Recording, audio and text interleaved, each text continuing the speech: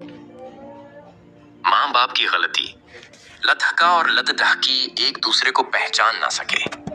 जब जवान हुए उन्होंने एक दूसरे को पसंद कर लिया, चुपचाप कई गुनाह भी किए। फिर उन्होंने फैसला किया कि क्यों ना हमें शादी कर लेनी चाहिए। फिर रिश्ते की बात भी पक्की हो गई और निकाह भी पढ़ाया गया भाई और बहन का। फिर वो रात भी आई जिस रात का इंतजार हर औरत और मर्द को होता है, यानी कि सुहाग रात। फिर भाई और लद्ददकी आपस में सुहाग रात भी मना लेते हैं, एक बड़ी गलत फहमी में रहते हुए। फिर इस बड़े गुनाह के बाद उन्हें मालूम होता है कि हम तो लद्ददका और बहन हैं। आखिर यह गलती माँ बाप की थी या इस भाई या बहन की? जब सच्चाई सामने आती है तो फिर यह भाई और लद्ददकी क्या करते हैं? आगे भी एक दूसरे के साथ रिश्ता कायम रखते हैं, मियाँ बीवी वाला, या फिर अपनी जिंदगी भाई और बहन की तरह गुजारते हैं। सच में यह कहानी आपके दिमाग को चकरा के रख देगी।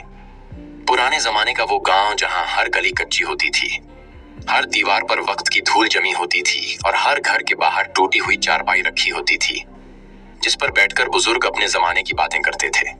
ऐसे ही एक गांव में गांव के आखिरी सिरे पर एक पुराना और बदनाम कोठा था जिसे लोग दिन में देखते हुए भी नजरें झुका लेते थे और रात को उसी कोठे की तरफ रुख करते थे। उस कोठे का नाम था सूर निवास, मगर गांव के लोग उसे बदनाम हवेली कहकर पुकारते थे। उस रात भी आसमान पर चांद पूरा था, मगर चांद की रोशनी भी उस कोठे के आसपास के अंधेरे को कम न कर सकी। कोठे की खिड़की में एक लाल रंग का बल्ब झिलमिला रहा था और दूर से ही उसकी रोशनी सब कुछ कह रही थी। गांव के कई मर्द उस कोठे के अंदर आते जाते रहते थे, मगर आज की रात कोठे में कोई और दस्तक देने वाला था। गुलाम अख्तर। गुलाम अख्तर गांव के लांबरदार का बेटा, मगर शराफत से कोसों दूर। उम्र को 2022 की। लंबा कद, चौड़ा सीना और आंखों में वो ख्वार जो बियर पीने के बाद आता है। उसका रंग सांवला, मगर उसके पहनावे में वो ठाठ था जो उसे दूसरों से अलग करता था। सर पर लाल मलमल की पगड़ी, नीचे कुर्ता और पठानी सलवार, जैसे किसी जागीरदार के बेटे का रुतबा हो। शाम होते ही जब गांव के बच्चे अपने घरों की तरफ लौट रहे थे, गुलाम अख्तर अपने 3 अय्यारों के साथ पीपल के नीचे बैठे थे। पास में ताश के पत्ते फैले थे और हुक्का गुड़गुड़ा रहा था। एक दोस्त ने हंसते हुए कहा, ओ ये गुलाम, आज दिल बहुत बेकरार है, चलो सूर निवास चलते हैं। विधे। गुलाम ने आंखों में नशा लाते हुए मुस्कुराया। बिल्कुल, आज रात को थोड़ी मस्ती हो जाए।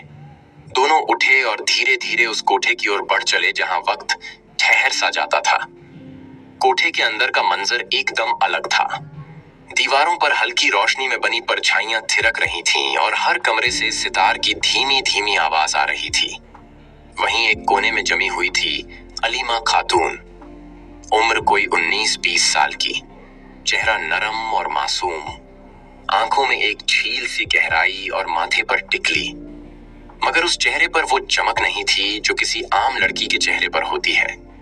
उसकी मुस्कान भी नकली थी और उसकी नजरें हराने वाले मर्द को देखते ही झुक जाती थीं। अलीमा की कहानी भी बड़ी अजीब थी। एक वक्त था जब वो भी किसी गरीब किसान की लद्ददका था, लेकिन वक्त ने ऐसी चाल चली कि उसके बाप की मौत के बाद घर का गुजारा करना मुश्किल हो गया। माँ बीमार और भाई कम उम्र। ऐसे में किसी की सलाह पर अलीमा शहर आई और आखिर में इस कोठे तक पहुंची। मगर आज रात अलीमा के दिल में अजीब सी बेचैनी थी। ना जाने क्यों उसका मन नहीं लग रहा था, जैसे कुछ गलत होने वाला हो। इसी बीच गुलाम अख्तर ने कमरे में दाखिल होते ही अलीमा को देखा। उसकी नजर जैसे ठहर गई। बियर के नशे में वो धीरे धीरे अलीमा की तरफ बढ़ा। अलीमा ने नजरें झुका ली, मगर दिल की धड़कन तेज हो गई। क्या नाम है